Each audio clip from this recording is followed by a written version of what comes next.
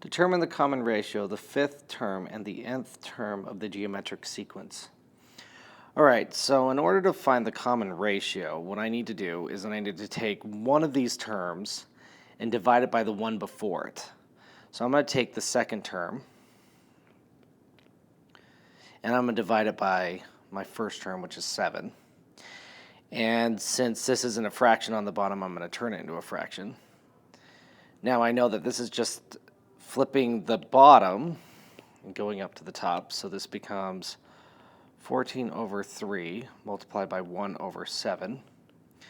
14 and 7 reduce, so this becomes 2, that becomes 1. So 2 times 1 is 2, 3 times 1 is 3.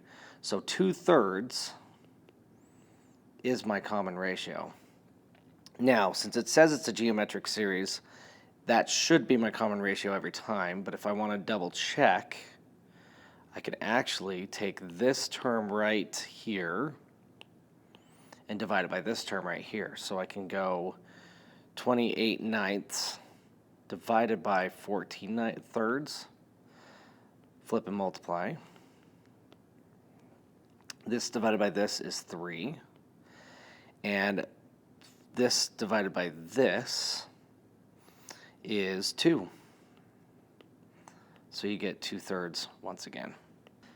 Now what this means is this 2/3 is going to be this term multiplied by 2/3. In other words, 7 multiplied by 2/3 should give me my next term. And 14/3 multiplied by 2/3 should give me my next one after that. So 14 times 2 is 28. 3 times 3 is 9. So in order to get my next term, or the fifth term, since this is 1, 2, 3, 4, I need my fifth term. All I need to do is take 56 over 27 and multiply it by 2/3. Well, 56 multiplied by 2 is 112.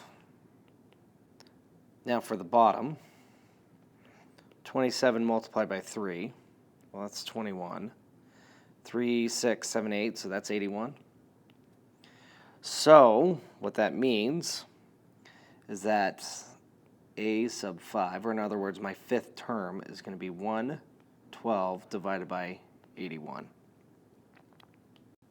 Now to find my nth term, well, we know for a geometric sequence that it's going to be my first term multiplied by my ratio, common ratio, to the n minus 1.